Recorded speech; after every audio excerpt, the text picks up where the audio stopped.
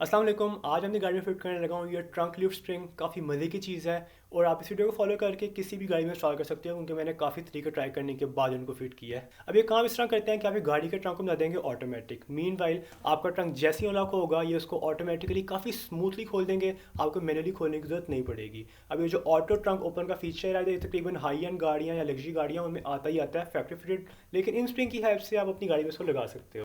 ये स्प्रिंग मैंने दराज ओवरसीज से मंगवाए हैं, अच्छी क्वालिटी के फ्लेक्सिबल स्प्रिंग हैं। अब इनके एक एंड पे इस तरह का हुक बना होगा। ये हुक जाएगा एक एंड पे, मैं आपको आगे दिखाता हूँ किस तरह फिटिंग होगी। खैर, और जो ऑपोजिट साइड है उस पर इस तरह का क्लम्प का ऑप्शन दिया होगा। खैर, आप ये सिंपल की रिंग भी यूज़ कर सकते हो और इस तरह का क्लम्प होगा जिसको आप नट और बोल्ट की हेल्प से अपनी गाड़ी के ट्रंक में लगाओगे। और इसके बीच में एक स्क्रू दिया होता है। ये स्क्रू बेसिकली एडजस्टमेंट के लिए है, क्योंकि हर गाड़ी में इसकी सेटिंग डिफरेंट होगी। सेटिंग यानी कि कितना टाइट, कितना लूज वगैरह वगैरह। आपको जितनी स्ट्रेच है, जितनी टेंशन चाहिए, आपने उस लिहाज से सेट कर लेना है इसको। और सेटिंग सेव करने के लिए इस बॉल को टाइट कर देना है ताकि ये मजीद लूज या टाइट ना हो।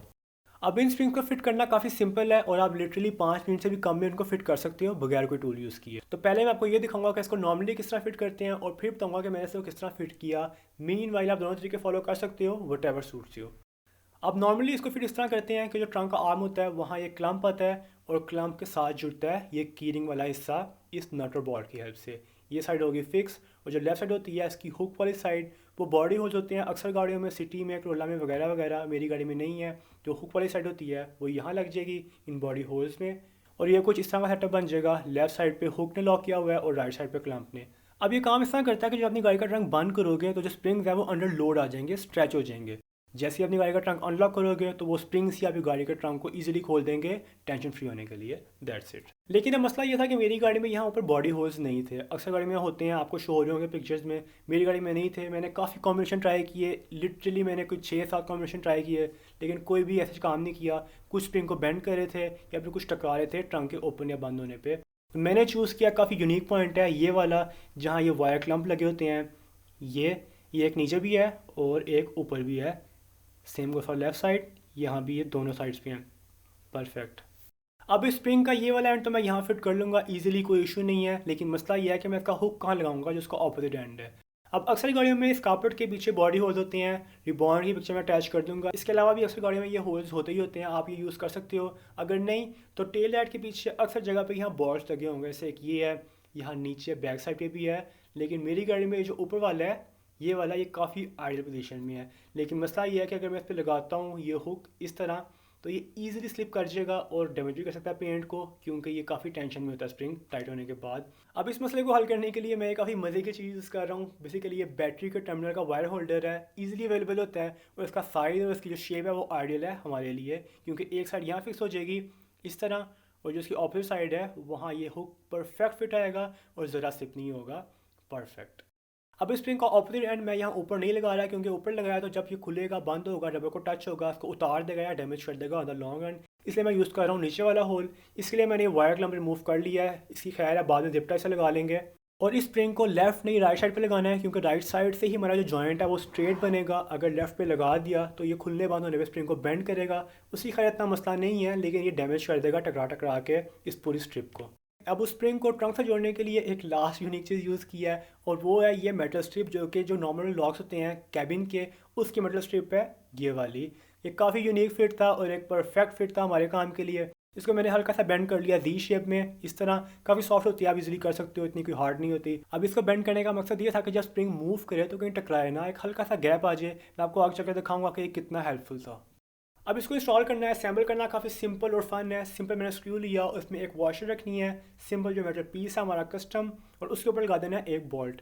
अब इस बोल्ट को इतना टाइट करना है कि ये जो मेटल स्ट्रिप है वो इजीली मूव कर ले, ज़्यादा लूज़ ना हो, ज़्यादा टाइट ना हो। इसका फ़ायदा क्या होगा आपको दिखाता हूँ आगे चल के। एक और वॉशर अंदर कर लिया फिक्स और वॉशर रख के तो कर देना टाइट। पहले थोड़ा सा टाइट और फिर परफेक्ट। अब इसका फ़ायदा ये हुआ बोल्ट का कि ये हमारा जो स्क्रू है ये इट सेल्फ काफ़ी सॉलिड किस्म का टाइट है, लेकिन फिर भी ये इजीली मूव कर रही है, क्योंकि इस बोल्ट ने उसको अलाउ नहीं किया कि कम्प्लीटली टाइट कर दे इसको। परफेक्ट। अब ये लूज़ नहीं होगी। अब आप चाहो तो इसको अभी ही ख़त्म कर दो, दैट्स इट। इसको ज्वाइन कर दो दोनों एंड्स को। परफेक्ट। लेकिन मसला ये है कि स्प्रिंग जो है ये अपनी मैक्सिमम पोजीशन पे खुला हुआ है, इसको इतना होना नहीं चाहिए। और दूसरा मसला ये है कि इस सिस्टम में टेंशन रिलीज़ करने के लिए सिर्फ एक पॉइंट है। मीन वाइज आपका ट्रंक खुलेगा तो ये जो स्ट्रिप है ये आगे तरफ जाएगी, और अगर ये स्ट्रिप किसी वजह से अड़ गई या ऊपर की तरफ हो गई तो आपका स्प्रिंग बेंड हो जाएगा, जो कि इतना आइडियल नहीं है। तो इसके लिए अगर आप चाहो तो कैबिन लॉक की कोर स्ट्रिप यूज़ कर सकते हो, साथ जोड़ लोगे इसको और एक परफेक्ट जॉइंट बन जाएगा सीजर टाइप। जब ट्रंक खुलेगा तो ये स्प्रिंग आगे चला जाएगा इस तरह, और जब ट्रंक बंद होगा तो ये स्ट्रेच हो जाएंगे दोनों स्ट्रेट इस तरह, परफेक्ट। लेकिन मैं इसके लिए यूज़ कर रहा हूँ ये क्लम्प, क्योंकि ये मेरे लिए वेस्ट है, इनको मैंने सीधा कर लिया इस तरह। ये कर लिया क्विक फिट और परफेक्टली काम कर रहा है टेंशन रिलीज़ करने के लिए भी, और डिस्टेंस भी कम हो जाएगा स्प्रिंग का इस स्ट्रिप से, और जो स्प्रिंग है उसको इस तरह भी अटैच कर लिया। अब मैं आपको दिखाता हूँ कि जो आपको शायद थोड़ा अजीब लग रहा हो कि क्या क्या जोड़ के बना दिया, वो कितना परफेक्टली काम कर रहा है। ये ट्रंक बंद हुआ, जो सारे जॉइंट्स हैं वो स्ट्रेट हो गए और एक परफेक्ट फिटिंग में जा रहे हैं, टकरा आपस में नहीं रहे, ना वायर से, ना हार्नेस से, ना इटसेल्फ। और ट्रंक खुलने पे ये कंप्लीट जॉइंट बेंड हो रहे हैं, स्प्रिंग बेंड नहीं हो रहा, परफेक्ट। और वो जो जी शेप मेटल स्ट्रिप थी उसका फ़ायदा ये हुआ है कि जब स्प्रिंग मूव करता है तो जो वायर हार्नेस है वो आपस में टकराती नहीं है, इसके नीचे से पास हो जाती है इस तरह। और इन स्प्रिंग को एडजस्ट कर लो अपनी गाड़ी के लिहाज से, ये स्क्रू जितना टाइट होगा स्प्रिंग उतने टाइट होंगे, जितना लूज़ होगा स्प्रिंग उतने लूज़ होंगे, परफेक्ट। तो जी फाइनली लेफ्ट साइड को मैंने कंप्लीट कर लिया है, सेम एज राइट साइड, कोई रॉकेट साइंस नहीं थी। और जो राइट साइड के जॉइंट्स हैं वो भी कंप्लीट हैं, इसमें कोई रॉकेट साइंस नहीं थी, जॉइंट्स हैं दैट्स इट। और अगर आपने कोई नट टाइट करना हो इस तरह कि वो मूव भी करे और टाइट भी रहे तो आप 2 बोल्ट्स लगा लो, नीचे वाले को होल्ड करो, ऊपर वाले को टाइट कर दो, परफेक्ट। लास्टली जो वायर क्लैंप हमने उतार दिए थे स्प्रिंग को लगाने के लिए, उनकी जगह पे अब जिप टाइल लगा देने हैं ताकि वायर फ्रीली मूव ना करती रहे और स्प्रिंग के रास्ते में ना आए, राइट साइड पे भी और लेफ्ट साइड पे जो ट्रंक की केबल है उसको भी, परफेक्ट। और फाइनली मोमेंट ऑफ ट्रूथ, 3 2 1। अल्हम्दुलिल्लाह परफेक्ट, काफ़ी स्मूथली काम कर रही है, कोई जर्क नहीं है, कोई आवाज़ नहीं है। ये कोर एंगल से ऑसम, अल्हम्दुलिल्लाह। अब काफ़ी कॉमन कंसर्न होता है कि आपके ट्रंक को डैमेज कर देगा ये, क्योंकि ये खुलने के बाद कोई चीज़ उसको रोकती नहीं है।